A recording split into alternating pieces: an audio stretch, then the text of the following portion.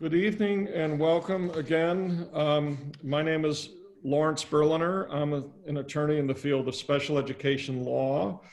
And this is a continuation of our Tuesday evening Zoom webinar series, Empowering Parents in the Challenging Time of the COVID-19 Health Emergency and how to navigate and advocate, I should say as well, the road ahead.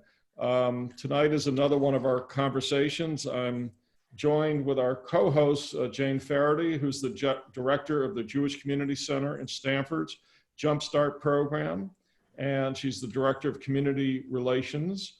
In addition, she's a self-described facilitator for the Birth of Three program and the Birth of Three providers. In addition, I want to welcome our special guest, Meghan Cave, who's a board-certified behavioral analyst and the co-founder and CEO of the Hangout spot. Before we get into tonight's topic, first I want to thank everybody who has logged in. And if you have logged in, you'll see all the contact information is in the chat section of the Zoom format. My contact information, Jane's and Meghan. Before we begin, I have a disclaimer. This webinar is being recorded, and those who have registered will be able to have a copy of tonight's webinar, assuming we do not encounter any technical difficulties as happened a couple of weeks ago. The information provided during the webinar does not constitute specific legal advice to you or your child's specific circumstances and should not be relied upon as such. The webinar and the information does not establish an attorney-client relationship with myself, Attorney Lawrence Berliner. In addition, the information and the content should not be construed as anything other than general educational information. The content is not intended to be or implied to be a substitute for professional behavioral healthcare advice, nor should it be used for any evaluation or treatment of any student or individual's problems. You should always seek the advice of a qualified provider of behavioral health services prior to starting any new interventions with you. And if you have any questions, this is why we do have our contact information. By signing up for the webinars, you've agreed to receive information about future webinars from the Stamford Jewish Community Center and Jane Faherty in particular, the Law Office of Lawrence Berliner. Zoom is a third-party provider and is not an agent or affiliated or associated with the Stamford Jewish Community Center, the Law Office of Lawrence Berliner, Meghan Cave, and the Hangout Spot LLC. We encourage questions. We would prefer the questions be submitted in the Q&A format at the bottom of your screen rather than the chat. The reason being, this is being recorded. The chat questions or comments are recorded, whereas the Q&A are not. So before we get into Meghan Cave and what she does, since our last webinar, there have been several developments of late. For the uninformed, you may have learned that the governor and the commissioner of education have announced a school reopening plan for the fall. Jane has offered to comment on that. Our U.S. Department of Education has offered some guidance letters, two of them both on June 22nd, 2020, one for the Part B, which is the special education program, and the other is Part C, which is the Birth of Three program on dispute resolution, encouraging parents, providers in the Birth of Three program, parents and school district and special education to try to resolve their disagreements whenever possible. But if necessary, the guidance is talking about extending timelines because of the COVID virus health emergency, using an online or teleconference format for due process hearings and resolution meetings. The guidance letters can be found on the U.S. Department of Education's website, which is ed.gov, ed as in education.gov as in government. So Jane, before we begin, you wanted to share some updated information that you have received regarding the school reopening plan that was announced by the governor last week. And I think yesterday, Commissioner Cardona issued some formal guidance for the local school districts on reopening. Sure. Well, what I understand from what the governor and the Commissioner of Education is trying to suggest is that in the state of Connecticut, rather they have announced that they would like, where possible, for children to return to the physical school building in September. And ideally, they would wish that to be 5 days a week. However, there are a number of things that school districts are having to consider and work through in order for that to happen. The commissioner, they have suggested for this to happen in a way that is safe for students, adhering to or trying to stick to distancing guidelines as well as safety guidelines. So, for example, students will be required to wear masks. Students will be where appropriate, sat 6 feet apart, socially distanced, facing the same direction. There will be a limited number of children per classroom, which typically will probably be based upon square footage. So as you can imagine, for some districts, I will use Stamford as an example, which I think has at least about 16,000 students within the district across 22 schools. This presents a challenge as their budget has recently been cut by, I think it's between $13 and $15 million as a result of some of the impact COVID has already had. So for them to now provide in-school education for all the students in a physical space while adhering to social distancing guidelines and protocols, i.e. reducing the number of children in a class, keeping the desks where possible at social distances. I understand that cafeteria space will not be used. Children will be encouraged to have their lunches in their classroom and stick with their cohort groups. So a cohort group would be in elementary school. It's fairly easy to do that. Children just have one teacher and they can travel around with the same group of students throughout the building throughout the day. However, when you get into high school or middle school, for example, when students are streamed based upon the classes they're taking. So for example, AP classes, honor classes, regular classes, and not all students are taking the same subject matter. It's far more difficult to create a cohort of students that stay together throughout the day and to limit their interactions with each other. So this, as you can imagine, is a bit like playing Tetris, and it's very difficult logistically for school districts to really limit the contact that students will have and to reduce the contact they will have with other students within a school building, in addition to reduce the contact they will have with teachers within a building. The idea is that if there is an outbreak of COVID in a school, if you can isolate that outbreak to one teacher and the 15 or 18 students that they're working with, those individuals could effectively be removed from the school to self-isolate for 2 weeks, whilst feeling comfortable that they haven't come into contact with other students in the building and the space. Obviously, that is more difficult when you can't guarantee the students haven't had those social interactions with others in a building.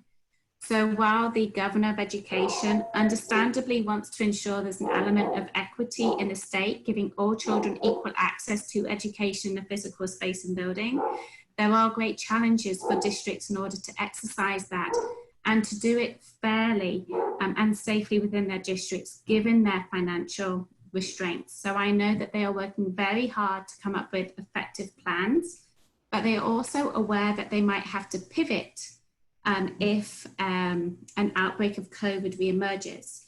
So they are all still looking at blended learning, which is the ability to continue offering or having the platform of virtual learning available if they need to access it on a more permanent basis, or if they need to access it on a short-term basis, or if they use a hybrid model of some in-school tuition and some home tuition. The idea is educators are also very aware that parents need to be able to plan and make sure that they can return to work. And if so, what do they do about their childcare arrangements? So I know in most towns in Connecticut, the administrators are under pressure to make a plan, submit it to the state to be signed off no later than around the 24th of July, so that parents can have at least 4 weeks of notice to plan any childcare provisions that might be required or any transportation that might be required. The other piece to this is some families might not feel comfortable returning to a school situation, and some students, particularly maybe ones that Lawrence and I might be supporting and Meghan too, might have more medically compromised situations for themselves, or maybe members of the family might be medically compromised, and they might be cautious about allowing their child to return into a physical school building because of the threat to themselves or to others in their family household. So districts are also trying to come up with a way to support those individuals who might not be able to return to the physical space. So there's a lot of different scenarios that districts are navigating, but they all depend on finances. And so there's also a question of how is this going to be funded and who is going to bear the cost of that funding.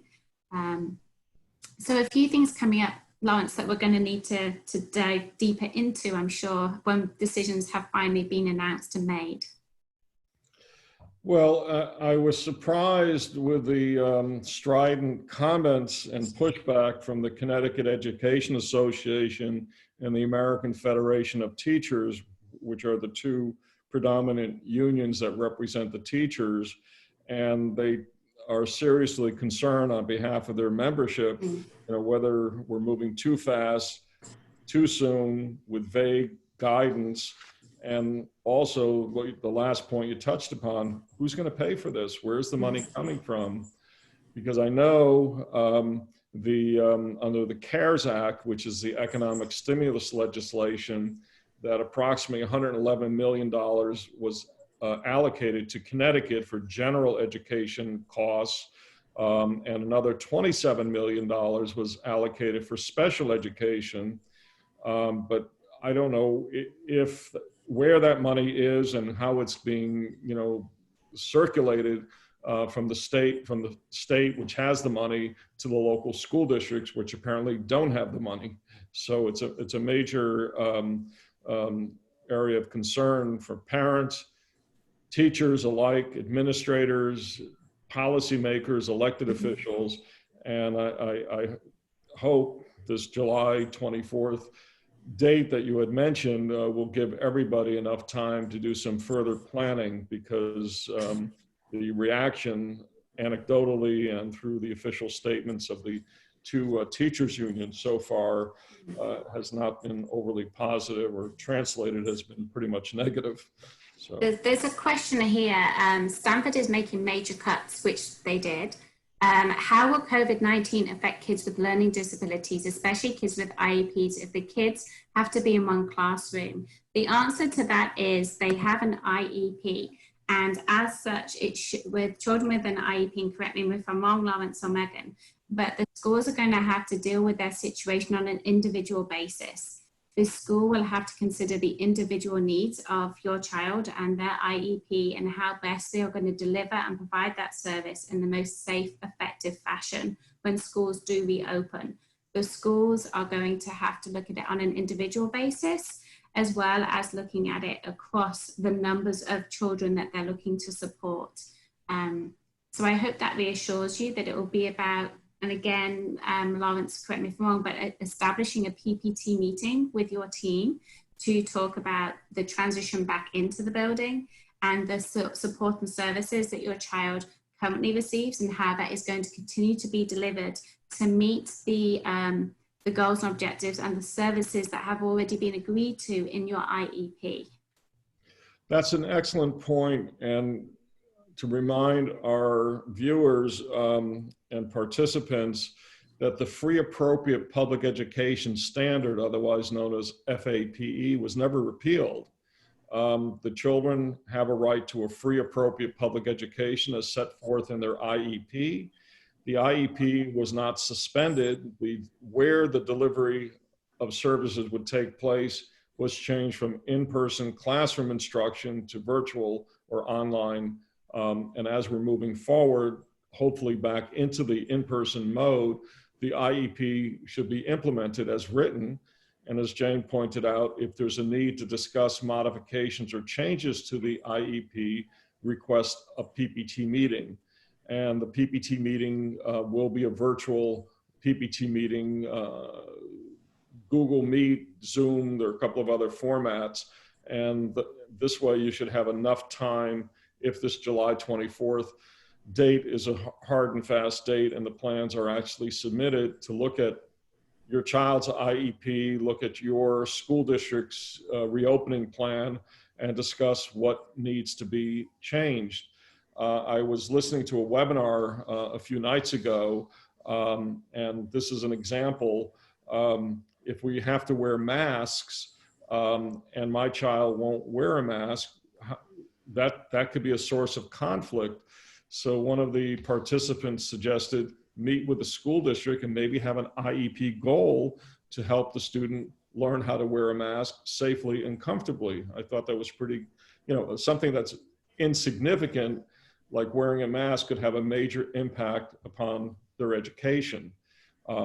So, parents need to be mindful, watchful, think outside the box as the schools are announcing the reopening plans. Just quickly talk, we just had a question about whether you should recommend having PPTs before your children start the school year.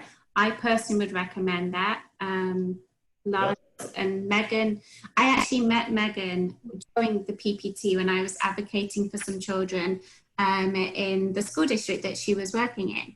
And Meghan can talk to this, but she's very good at working through some of the challenges that you just mentioned, Lawrence, with regard to face masks. I know the Hangout spot, you have a webinar that you've done on face masks and things. So, yeah, definitely. And I think, in my capacity working in the school systems, I think it really comes down to individualization and really thinking about, okay, what scenario am I presented with, right? And that's the hard part, is that's still such a question and there's still so many unknowns. But as we get closer to understanding what it's going to look like, then we have to really dive deep and think about what constitutes effective instruction for my individual child and what skills need to be taught for my child to access whatever this new way of learning looks like, because it's going to be new and different whether your child has an IEP or doesn't.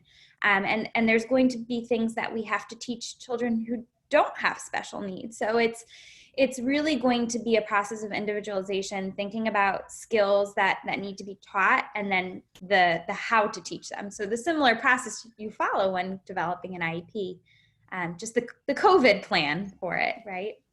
What do you think of the situation that Lawrence just presented of a parent wishing to have wearing a mask be built into a child's IEP? Do you think that would be something that would be of value, or would there be another way you would recommend doing that? So we, as you had mentioned, and we did a webinar experience per parent request. We had a ton of families reaching out to us about, how do I teach my child how to wear a mask? And certainly what I say here is, if that's the decision that you've made that you think is the best decision for your family, there are some great behavior analytic tools we can utilize to support children to learn that skill. So there's a webinar, it's for free, it's on our website. So if you visit our website, you can watch it, and there's some great strategies in there. I know that some of the school districts spent time teaching children to tolerate wearing a mask before transitioning out of distance learning and into the summer programming. It does need to be a very thoughtful process. It's possible. I actually have one little friend who actually tells me she wants to work to cover her face, which is so silly, but she thinks it's a fun accessory. And we've gotten to that point where I think she thinks she's making a fashion statement. And what might have once seemed something scary and restrictive now is fun and exciting for her. And while we certainly never wanted this to be a world where, you know, we'd have to teach that skill, it just, for some families who have made that choice for their children and their the individuals in their household, that's the reality. And there are some great strategies we can use. And I know that some of the schools have utilized their BCBAs to begin providing family support with teaching that skill, because it's hard, and it's always harder when you're mom and dad, because you get the version of the child who's had enough of you taking the role of the teacher. So but yeah, definitely that's a free resource we have available. So if you're interested in learning more, that's definitely an option. And I think it's going to be something we have to work on as schools, as providers. So let me formally introduce Meghan, who brings her passion and over 14 years of experience to the Hangout spot, which is right now a virtual Hangout spot because of the health emergency that we're still in. She has provided special education services and behavior analytics services in both home and public school settings throughout Fairfield County. The Hangout spot, because it's virtual, is statewide, and Meghan can explain. She's serving people all over Connecticut. She's co-authored publications in the Autism Parenting magazine and Behavioral Science in the 21st Century blog, serves as a member of the adjunct faculty at the University of St. Joseph's in West Hartford. She's a 5-time prize recipient of awards honoring excellence in leadership with working with children with disabilities. And in addition, she, as I mentioned before, she's the co-founder and director of the Hangout spot.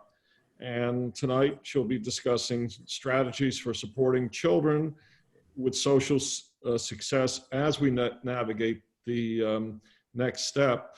And as you just heard as a preview, she has a lot of great ideas about, you know, using her skills. And as I said, to me, for something as simple as learning how to wear a mask could totally prevent a child from being in school or staying in school. So we have to think outside the box and be creative, both as parents, educators, and others. So without further ado, Meghan can discuss her program and be ready to answer questions. And we do have some questions which we will be getting to as well.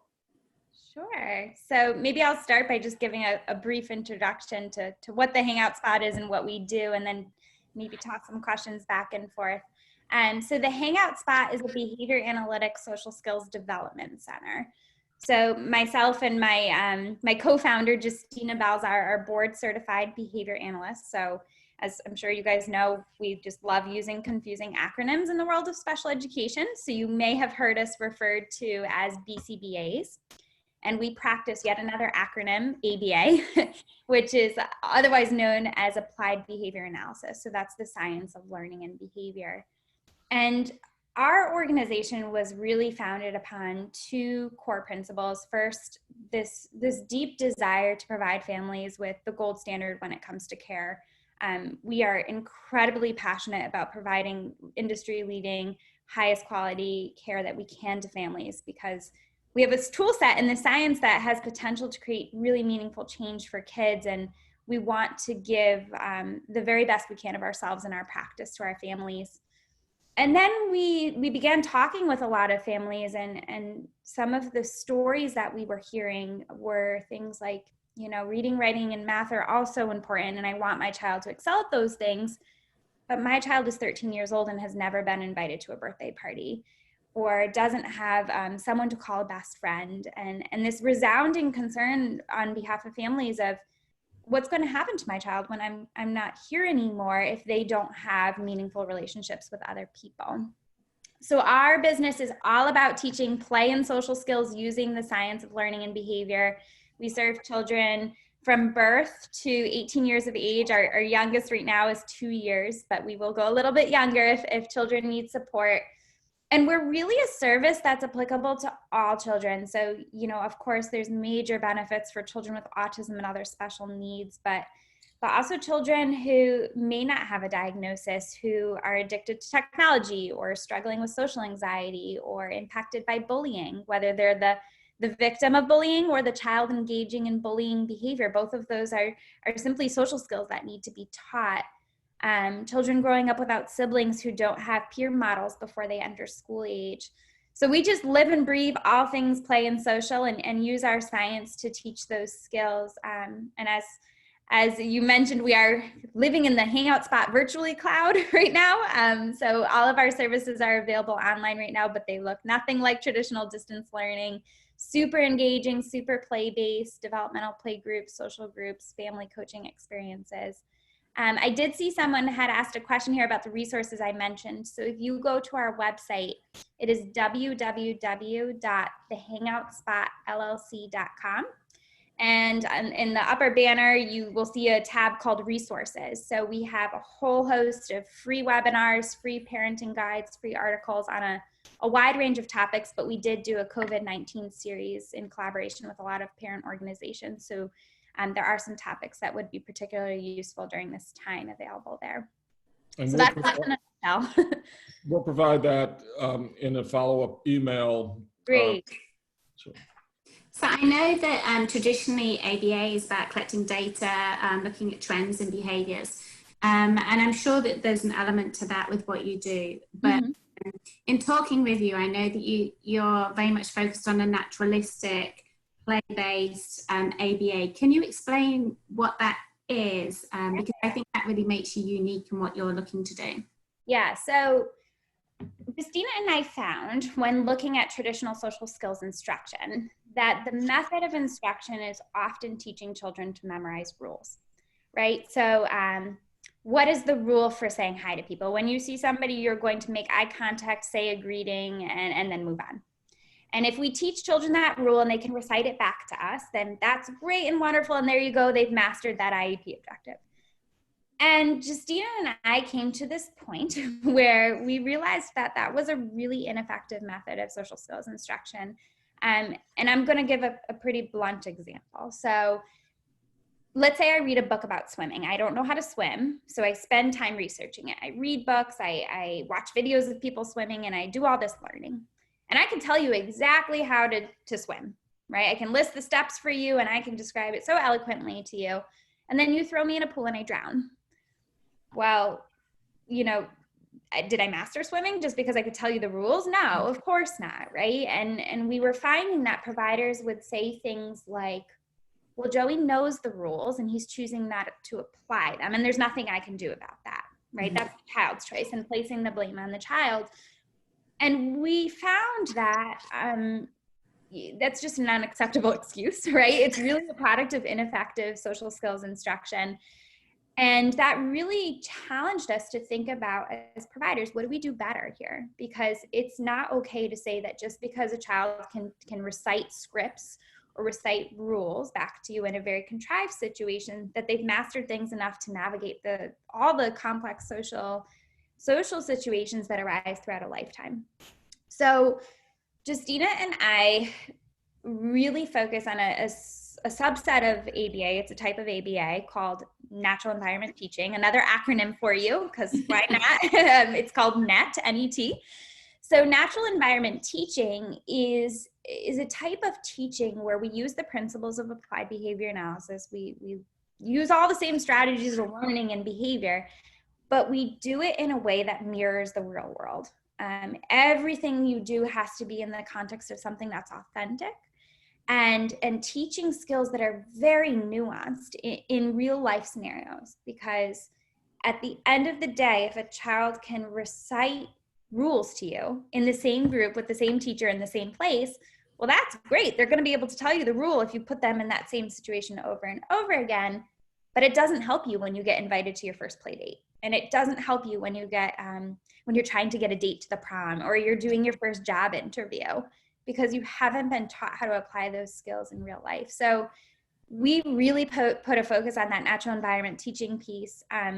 one of the core things that I encourage families to think about when we're talking about social skills instruction is people and play are supposed to be fun, right? I mean, when you, as an adult, think about some of your favorite things you like to do. I love to curl up in a corner and read a book and not talk to anybody for an hour. And I love to binge watch Netflix, and I like to cook. Those are my things, but we all have different things.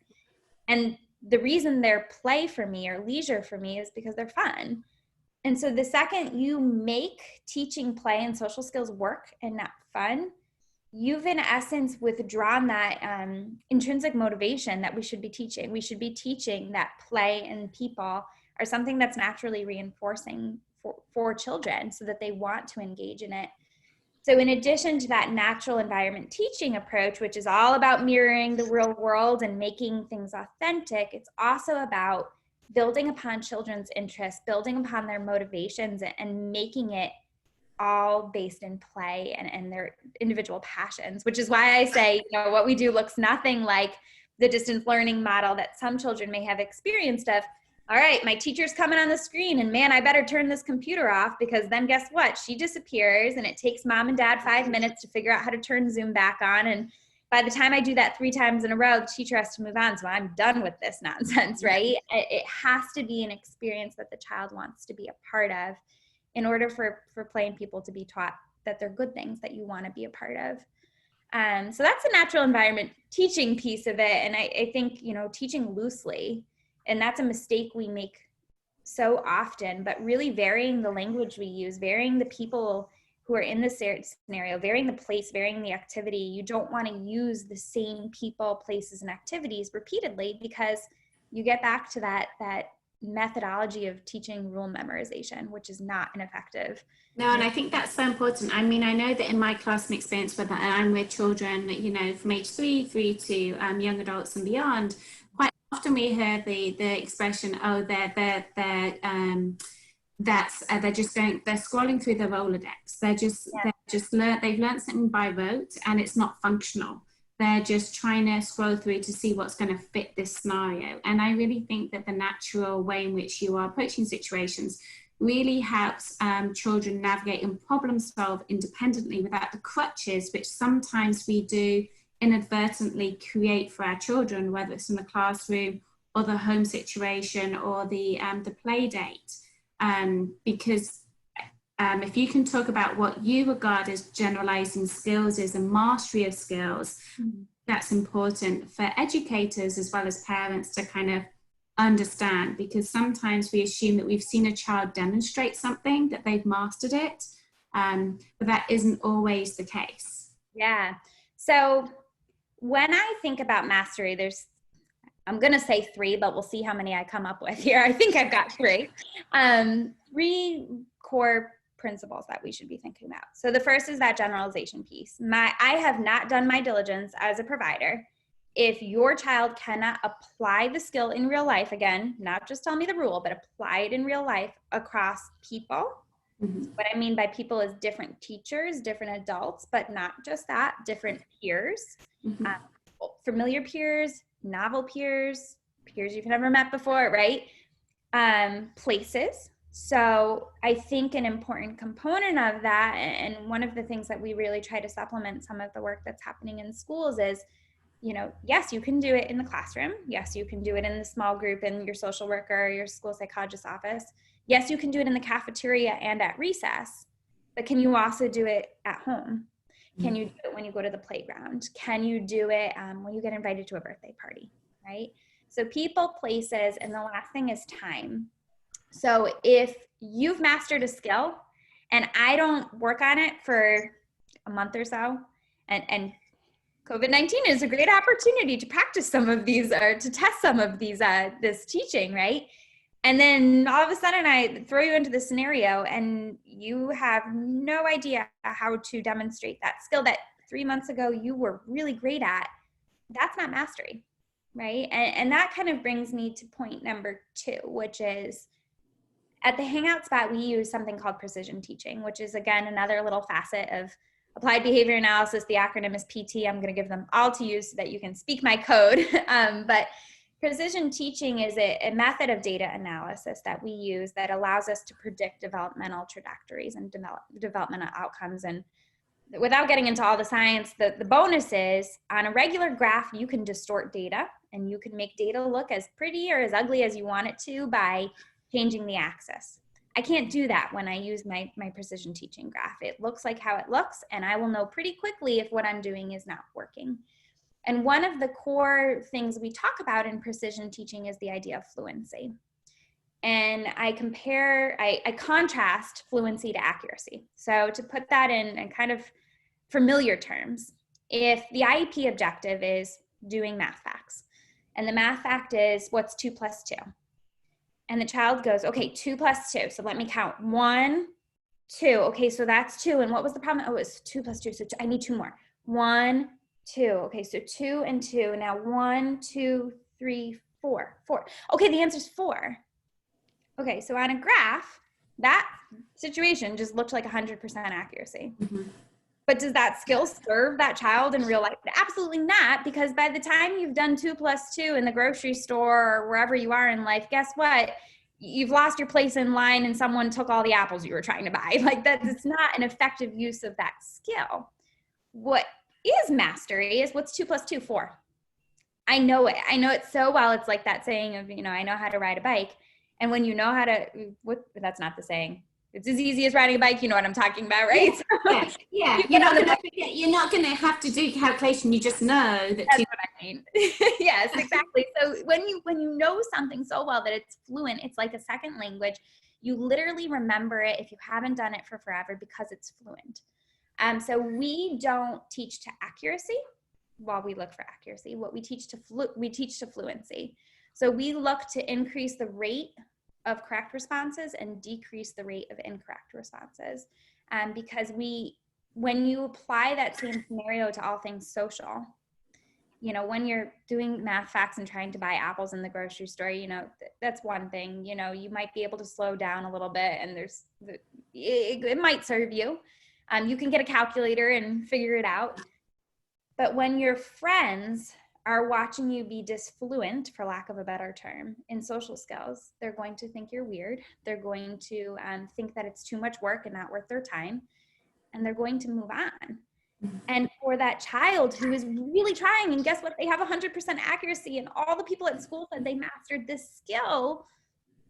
It wasn't a successful social situation because they didn't know it fluently. So it's about that generalization piece, but it's also about that fluency piece. And really knowing that over people, place, and time, kids can do skills as if it's their second nature, which requires some really creative goal writing and data collection process. But it's possible. And when done well, it's really effective. I watched you in a webinar and you gave the really good example. So Lawrence, I'm sure you've read lots of IEPs, I know I have, that said, we want the child to go into the classroom, give the teacher eye contact and say hi before they start their day, or meet and greet their peers with a hi or hello. And you made the very valid point that this skill has to be taught appropriately within context. You gave the analogy of, we teach kids to say hi, but would it be appropriate for them to then go onto an aeroplane and say hi, hi, hi, hi, hi to everybody that they were coming across, walking down the aisle of that plane?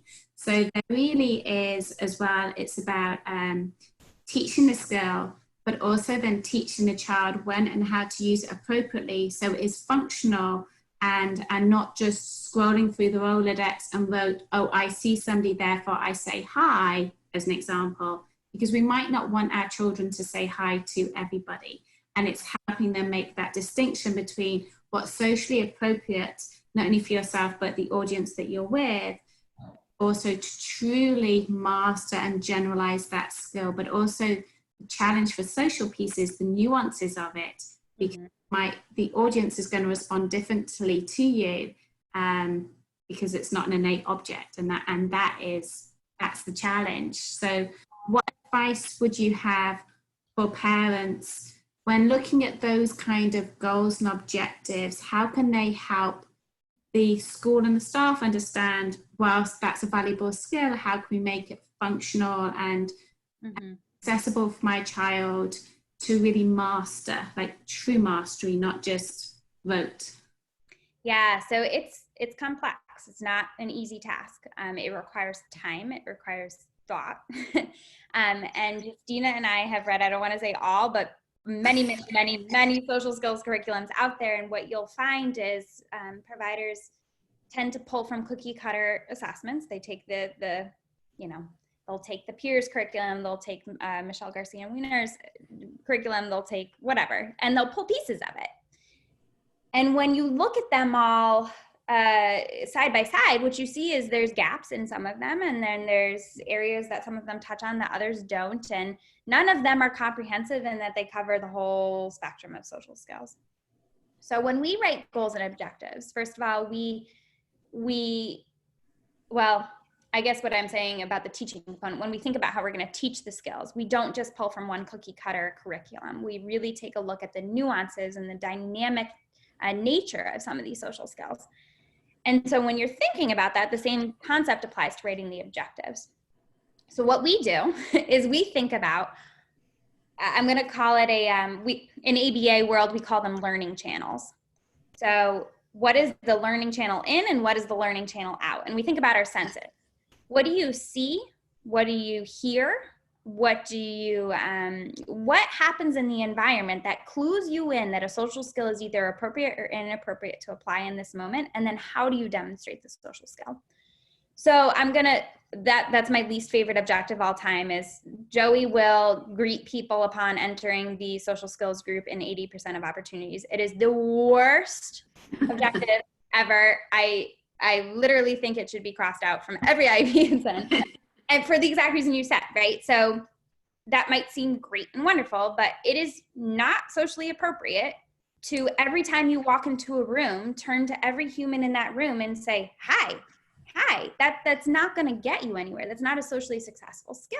Well, there's another part of that equation, and that's waiting for the response. I was at a IEP this morning, and we've mastered the hi, the greeting, but the kid would walk away and not wait for the response. And so that was the missing piece. So it was the school was reporting mastery on hi, but it was not a functional skill. Hi, right? Because at the airplane example, this is literally how we wrote a greeting objective for a child. So we think about all the ways that you detect the scenario where you should or should not greet somebody. But then you also think about what do people do in real life, right? So if you're on an airplane and you sit down next to Mr. Smith, who you've never met before, you don't say hi, what do? You look at Mr. Smith, you see if Mr. Smith looks busy or he looks bored or what does he look like? And if he shows, you might engage in some small talk. Oh, did you see the weather today? Or where are you headed? Or, whatever. And then you monitor for signs of interest, just like you said. You look for, did the person shift eye gaze to me? When they did it, was it that kind of look or was it those are two very different eye shifts, right? Eye gaze shift. Then you make an inference based upon that. And then you decide, okay, I either need to stop talking and just pretend to be busy and take out my cell phone and start scrolling. Or if they gave me positive feedback, I might say, oh, by the way, my name is Megan. It's really nice to meet you. That's my greeting. And then I still have to continue that process. I have to decide if now Mr. Smith wants to keep talking to me for the full flight or if he just wanting to be by himself and I should leave him alone. It is so nuanced. So what people write is one objective of Joe Schmo will, say a greeting when he walks into the room. That's probably actually 50 objectives.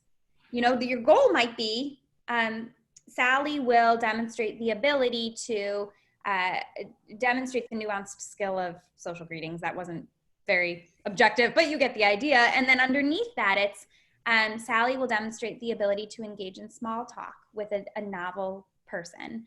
Sally will be able to identify whether the person is demonstrating signs of interest.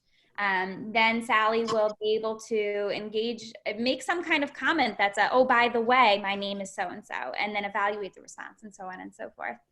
And for some kids, you can write bigger objectives. And for some kids, you really have to look at those component skills and break it down really, really tiny.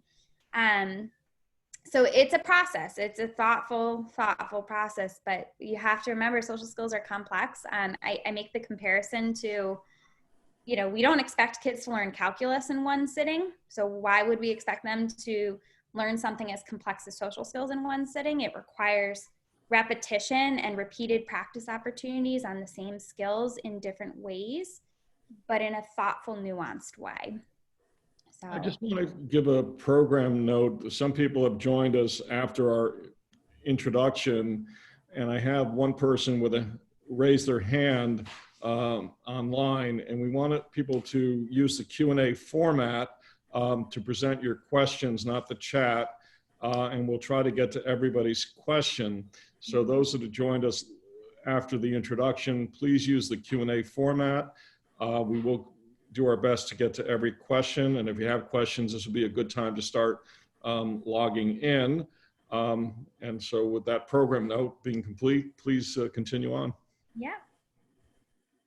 So in terms of prerequisite skills, so I know that in conversation with you, when there are goals and objectives in this instance for social skills, the piece that sometimes is missing are those prerequisite skills. We tend to, as educators or just through the IEP process, really skip some foundational pieces, or we overlook them, or we just assume that most people have these social nuances or can pick up on them innately, which isn't always the case. So can you just kind of explain to us what some like examples of prerequisite skills might be in order to have success socially? Yeah, so there's a couple core beliefs that Justina and I have about this issue. So one of our top sayings is there are no prerequisite skills that you need to benefit from social skills instruction. And let me qualify that a little bit. What I don't mean is that everybody can learn in a small group model quite yet, right? So some children may require one-to-one instruction in order to learn social skills.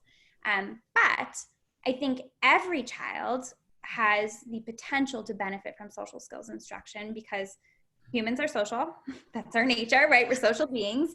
And literally from the moment you're born, right, you rely on successful interactions with other people to literally survive. So infants will, from very, very early on, they'll smile in response to a face. And then they begin to recognize the difference between a familiar face and an unfamiliar face. And they cry to indicate that they want or need something. Those are all social skills, right? So yes, a child may require more individualized support to benefit from social skills, but every child, it doesn't matter how complex your needs or what your cognitive abilities are, what prerequisite skills you have already in your repertoire, you as a human are a social being and you have a right and an ability to benefit from social skills instruction. The one I commonly hear is, oh, well, we need to teach language first. And that one also really bugs me because I heard once a mentor of ours in the field use this example. So to borrow from Ashley Rose of Mission Cognition here, she had said once, listen, you know, you get laryngitis, you lose your voice. Do you stop being do you stop demonstrating social skills? No, of course not. If anything, when you lose your voice now, social skills are even more important to your ability to survive because now you have to use body language and you have to figure out how to communicate with somebody without your voice. And yes, there's a barrier, but it's not that social skills all of a sudden become irrelevant when you have laryngitis. They become more important.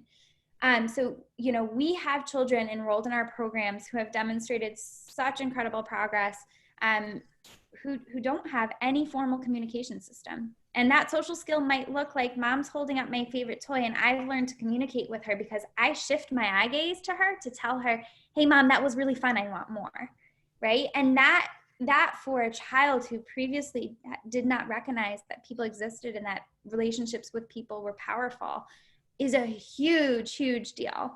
So, you know, no prerequisites required to benefit from social skills, but some of the initial skills that we teach are things like joint attention. So joint attention at its most developed form is an airplane flies in the sky and I look up and I see it. And then I look at mom simply with my eyes to say, oh my gosh, did you see that? That was the coolest thing I ever saw. And then I look back at the airplane, right? That's joint attention. It's a shared experience. Imitation skills. You know, do I imitate mom when she does the itsy bitsy spider? Things of that nature. Toy play, understanding cause and effect toys, functional play, using a toy as intended. Do I understand that a ball rolls and a ball bounces and it does different things? So there are foundational skills we teach, and they tend to look like play skills. But we also have a core belief that everybody can benefit from, even us as adults, right? We all can stand to learn how to do better in terms of our relationships with other people. Well, that sort of segues to one of the questions that was submitted, and the parent is saying, I've heard school providers object to the kind of goals that you're talking about because there's no educational impact. And the question is, how do you get around these objections given the overall importance of developing these skills, which are really designed to generalize and build a future? In other words, it's just not confined to a classroom or an IEP, but these are life skills that should be acquired or taught. You know, they're acquired naturally. It doesn't have to be taught if they're not acquired naturally, and then they have to be taught. So how would you get around these objections? Sorry. Freudian slip there, objective. Well, we should have objectives to overcome the objections. Yes. Yeah, that's a suggestions. Great question. And it's a common barrier, right? So in schools, there's this idea we have an obligation to provide you with an appropriate education, and it doesn't necessarily need to be the Cadillac, but it needs to be appropriate, right? I make the argument, and this doesn't necessarily mean that other people would agree with me, but I make the argument that one of honestly, the most important thing to having a happy life is your ability to have other people in it. So I don't care if you're the smartest kid in the school, you're the valedictorian, and you are going to go get the best job in the world and be a multimillionaire, but you don't know how to interact with people. Well, maybe you'll get the job. I don't know, because if you can't interact with people, are you going to be able to interview and work with your colleagues in a way that allows you to keep that job? But beyond that, are you going to have a community of people who make your life, I call it a meaningful life, right? What's a meaningful life? It's your ability to interact with other people. So I think that the strategy that's most useful in talking to people who share that belief is to try to identify, what are the IEP objectives, right?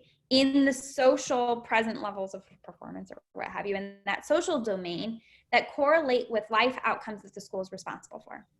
So for kids who are transitioning, that's things like post-secondary education, employment opportunities. It's been a really long time since I worked in the middle school, so I don't remember all of them, but that was my first life. And I make the argument that, okay, if the child's ultimate goal in life is to have a post-secondary education experience or to hold a job or, whatever it might be, how are social skills important for that child to be able to do that?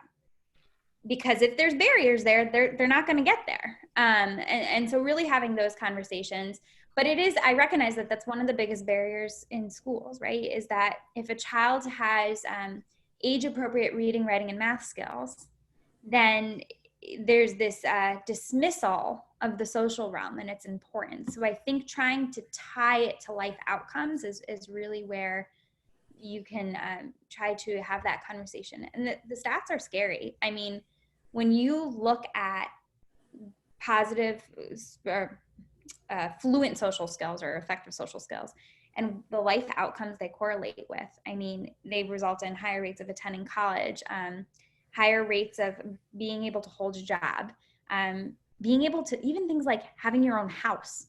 There are correlations between having ineffective social skills and having to access public housing. So it's really fascinating. And I think that drawing attention to those areas is really where it's important. But it's an education process because our view tends to be kind of unique in that way, right? So you have to do a lot of educating. I think you're right, and you hit the key. I mean, my understanding of having an IEP is to hopefully allow the child to acquire further education, to acquire employment or independent living, ultimately. Ideally, all of those objectives, but depending upon the individual, we might be more focused on one more than the other. And so even I believe at a very young age to make it clear to the district and your team what your expectation is as a parent of a child. not knowing obviously which direction we're necessarily going to go in, but you want to keep as many avenues open as possible. So even at a very young age, you can talk very honestly and openly at a meeting. You know, my child might only be in first grade, but my vision for them is to go on and to have the opportunity for further education, independent living, or employment. And as such, I don't want to wait until they're 14, 15, or 16 to focus on these social nuances. I want that embedded and part of their curriculum and part of their IEP now, so that by the time they're doing it at 14, 15, 16, 17, they're fluent in it and it's not a foreign language to them. And I think, right, Lawrence, and you would know more in terms of the legal nuances, but I think that is embedded as part of their educational right, and that is and should be the primary objective of the educators and the education system that they're within to accomplish those goals. And so I think it's about raising the expectation and explaining how all of these things interconnect, and particularly as a result of COVID, when we haven't been sociable and connecting for 4 months, maybe practicing these skills, going back into school in the fall, it's so important that the social piece maybe comes to the forefront of some of the other elements.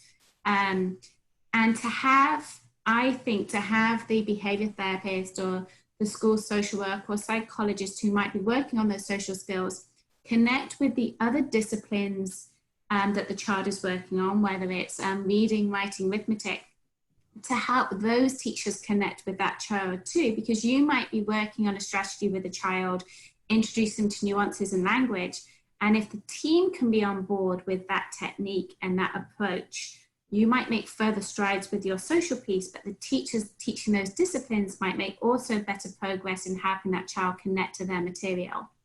Right, absolutely. And I think, again, going back to, you know, this pandemic has impacted kids socially, clearly, right? So at the very earliest or the very least impact, we have children who had no social barriers before, who now every rule we ever taught them about how to play and socially interact just got thrown out the window. And we're going to have to teach them things like, guess what? When we play hide and seek now, you don't run up to your friends and tag them to tell them you found them. You say, oh, I found you, you're behind the bush, because that's a socially safe way to play hide and seek now. Mm-hmm. And when you see your friends for the first time in 6 months, you can't run up to them and give them a hug. But you know what you can do instead? You guys can create a really cool secret handshake where you do different kinds of dances and silly movements that's even more fun and not scary, but it's safe. And so that's the least intense end of the spectrum. But then we have children who had barriers before.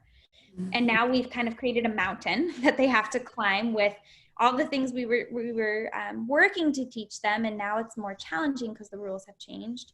And then you have this group of children who, big issues like technology addiction and cyberbullying that were prevalent before this, but because of the way that our world has pivoted to a technology model, are now exacerbated, and those children are going to need social skills instruction. And then I think at perhaps the saddest end of the spectrum, and we've had so many families to the point where we're now developing social groups that are literally focused on this topic at the Hangout spot to run this summer, is kids who now are afraid of interacting with people. And they have a new kind of social anxiety that I have yet to encounter. I mean, I've encountered working with children with social anxiety, but this is I'm afraid to be around people because it might make me die, right? And watching some of the news, and we don't want people to be scary, right? And that's something we can do something about, and we can teach kids those skills, but we can't just ignore, particularly now in this time. We can't just say, yeah, okay, social skills, we'll do that when he's 18 and he's transitioning out of here. Now is the time. It's about early intervention, and dealing with social skills was always important, but I think now it's particularly important. Well, I was going to say, while the law requires school districts to prepare students for further education, employment, and independent living if necessary upon completion of public education, what I tell parents, you can't start too early. I mean, you may have formal transition plan in high school, but if we need to start working on these skills at age 8, we're not going to wait till age 15 or 16 to start working on that. And that's an excellent point. In order to ensure mastery of these skills, generalization of these skills to other environments. And it's an important point that social learning, is education related, even though the schools are looking more at the traditional 3 R's, reading, writing, arithmetic. The social and emotional development of students, especially today, with or without IEPs, the amount of anxiety that the schools and parents and children are going to face once schools start reopening, it's incalculable, unfortunately. We have a couple of questions, and I just wanted to get to them while we still had some time. One of them is request information on how do you request a PPT meeting? And the answer is you request one. You should do everything in writing, email, notes, letters, so you have a written record, because many times I have clients that say, well, I spoke to the teacher, I spoke to the principal, but there's no record of it. So if you are requesting a PPT meeting, do it in writing. The State Department of Education has has resources. They have 2 letters, but the most recent one is April 24, 2020, talking about requesting PPT meetings, how, when, why, during this COVID-19 virus. ct.gov is the state's website, and you'll open up to departments and agency, and letter E for education. You want to click on that, and there's a whole bunch of COVID-19 resources, including but not limited to this April 24th letter, which is a resource that you should be looking at. This person, I should say, goes on and talks about SRBI, Tier 1, Tier 2 supports. That's all well and good, but it cannot be used to delay or deny a request for a PPT meeting to discuss whether or not your child might be eligible for special education. And the pushback, there shouldn't be any pushback, which this person goes on. And as far as scheduling a private evaluation, certainly you're entitled to do that at your expense. If the school uses the evaluation to determine eligibility or to develop the IEP, I would always ask the school district to reimburse you for that cost. So I hope I've answered that person's question. Let's see, I think we have a couple of others. I see one about a child who has not received any virtual classes during COVID and is really needing that social piece. And my heart goes out to you, because I understand, and it's a horribly sad situation. And the question is, how do I express how important it is even to have a screen gathering? So we did a presentation actually on Facebook, a Facebook Live. We do them on Mondays last week, about setting your child up for virtual learning success. And I think that if you give that a listen, you'll get some ideas for strategies. And I think it's an education process for providers, right? There is incredible value to be gained from virtual learning, particularly virtual learning in a group setting. I think that, first of all, pointing out IEP objectives that require that teaching modality is going to be important, because there needs to be a continuity in the provision of your IEP. And then, talking about what does that look like? How do we make that successful for my child? Which is where some of those strategies might come in useful. But I really think it's all about, to bringing it back to the IEP and talking about what is an appropriate education. It's access to your peers, right? School is a place where peers are, and everybody has a right to the least restrictive environment. And the least restrictive environment through a computer might look like a Zoom just like this with 3 people on it, right? So I think that's a great question, and I'm sorry that that's happening to you, and I hope that's a helpful answer, because that's hard. It's really hard.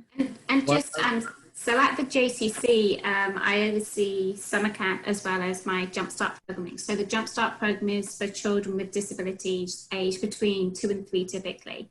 And then the summer camp is for 3-year-olds through to children at 8th or 9th grade, depending on the individual needs. And the children this summer, we have 100 campers on the JCC campus. And of those, 23 are within my hand-in-hand program. So they all have individual needs that we are meeting either on a one-on-one basis or two-to-one basis with a counsellor that is allowing them to participate with their typical peers in the program. And then my JumpStart program is more one-to-one. But what was very heartening, they only returned to the JCC campus on Monday, so in the second day. I personally was unsure, how are these children going to respond to us? Some of them are new to us, some of them have not met us for 4 months. And when they're first seeing us, we're wearing masks. We look different. Some people have got longer hair, their hair color might look different to what they're expecting. While we've tried to keep our interactions over Zoom, some of the children find it difficult to focus and attend on the Zoom, or there are lots of moving pieces to the Zoom. So I was really unsure and with trepidation, wondering how the children are going to respond. And I have to say, day 1 and day 2, touch wood, the transition back into a social situation with peers, whilst adhering to new rules and new guidelines and one-way systems and smaller groups and keeping a social safe distance from other groups and washing our hands and so on. The children have all, I can say quite honestly, transitioned back into this environment with delight, with ease. The thing that is the hardest from what I can see is that when a child has anticipated summer camp being that they swim every day, because that's what they've done for the last 3-4 years. And now they're only swimming every other day. That is a challenge for them because they have the memory recall. They know what it would look like and feel like typically in camp. So I think the thing for parents, if this hopefully provides some relief to parents, is that the transition back into a social situation hasn't been as daunting for these children. And as I said, I have 43 of them, as you might have thought. And their needs are very diverse. Some are verbal, some are non-verbal, some feeding tubes, some mobile, some not mobile, some just needed some support with some social nuances.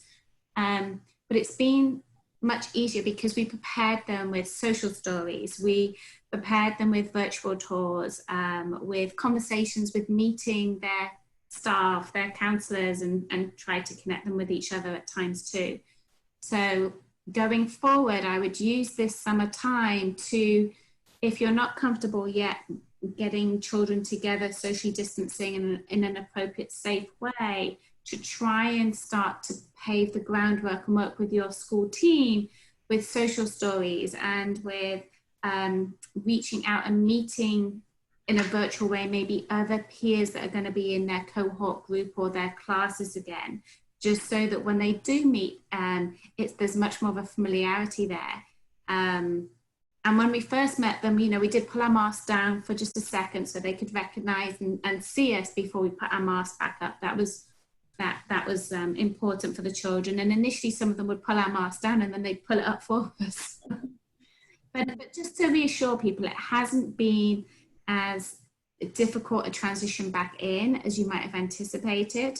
But I think it also talks to the preparation you do before that time. And we have plenty of time between now and the fall to start working and thinking about those things, which I know that Meghan, that's what the Hangout spot is looking to do too. Yeah, so we are offering summer programming. So if you need help with these issues and you're looking for a summer experience that is virtual but instructional, so teaching those play skills and those social skills, we're rolling enrollment. So say hello and let us know how we can help, and really just looking to be a resource for the community. So please reach out with any questions you have and in any way we can assist. Yeah, and I just want to add to what both of you have said in response to that person who's asking, make sure you convey your requests very clearly, preferably in writing, about the need for social connections.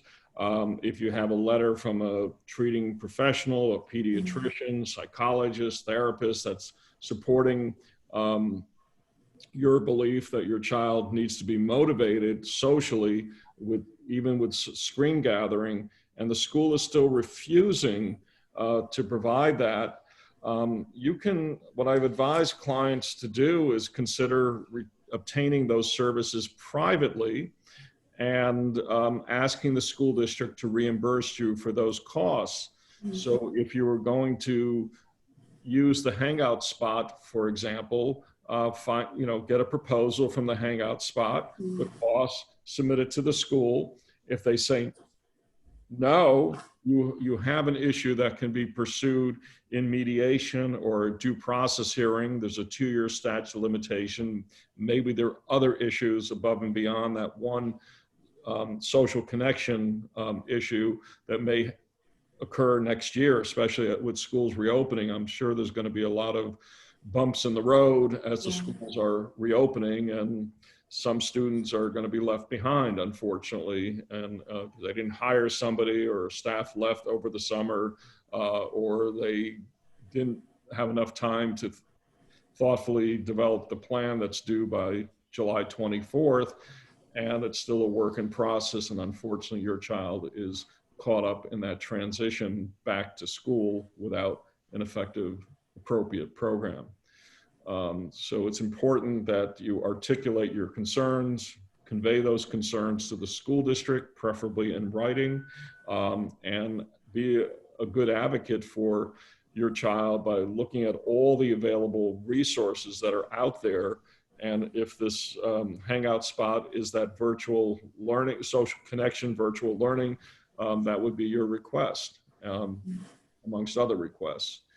So it's important, as I said it early on, the free appropriate public education standard has not been repealed with the COVID health emergency. It's very much the law. It hasn't been modified. And this law only works as intended when parents are advocating for their child's rights, their needs, and when necessary, retaining advocates, lawyers, BCBAs, psychologists, OT, physical therapists, speech and language pathologists, et cetera, who are prepared to write, do evaluations, write reports, and hopefully support what you, as the parent, have with your innate knowledge about your child, the wisdom and the experience. I give all of my clients a PhD in clinical parenting because I consider my clients to be experts on their children. And I attended 2 PPT meetings today virtually, and ironically, they were mirror images of both of them. And my takeaway, those that knew the least about the child, meaning the school team at the PPT meeting, seemed to know more than what the parents knew. And I just found it amazing. Both of these children haven't been in the school district for 3 years. They're in 2 different private special ed schools. And we just happened to have a PPT meeting today. And I just found it amazing. Those that have never met the child, never evaluated the child, never observed the child, maybe read a record from the private school, knew the best, knew more than the parents. So I think we've answered most, if not all, the questions to the best of our ability. I want to thank Meghan for joining us, and again with Jane for co-hosting. This is the last of our Tuesday evening webinars. We're going to take a short break, and the emphasis is short because we plan on resuming these webinars on an as-needed basis to discuss the plans as they are being announced by the governor, the Department of Education, the U.S. Department of Education, and the local school districts. We are keeping a watchful eye on decisions, guidance letters, policy statements, and we're going to be offering a series of special education roundtables with JW Associates, Jennifer and Marla Wayne, myself, Jane Faherty, possibly others, to address any new guidelines that will be issued by the governor and school districts when they are announced. We will notify you of the dates of our webinars if we have through our emails for those who have signed up when that information is announced. You can check our Facebook page, the Stamford JCC website and Facebook page, my law office, and my law office's Facebook page. We anticipate resuming these webinars somewhere around the beginning of August, if not sooner. In the meantime, we always encourage your questions. We welcome your questions and we'll do our best to provide answers. For those who've registered this evening, you know the registration process. Please get the word out there. And the more information we have, the more information you have, and the more information you have, the more information we have, because it's a two-way street. So please check out the Facebook page, the websites, and go ahead. I just wanted to quickly say as well that I also have a Facebook page called JumpStart. So it's a collaboration between my JumpStart program at the JCC and Star Inc., who are the Birth to Three, and also agency that support young adults and through to senior citizens with disabilities in this local area. So if you check out our JumpStars Facebook page, we look to do recreational, social, educational programming for parents and caregivers. We also have done sibling workshops too. In the fall, we're going to be looking to, if possible, do things to connect you socially and safe distance and bring us back together physically. In the event we can't do that, we will continue to do things virtually. So check out our Facebook page, JumpStars, which is a slight twist on difference to JumpStart at the JCC. So again, I want to thank Jane and Megan and all of you that have participated in our webinar. Please stay safe and well and healthy and connected until our next conversation, which we will announce with the time and date for our next webinar. So thank you. Thank you. Oh, this was great. Thanks for having me. Thanks so much.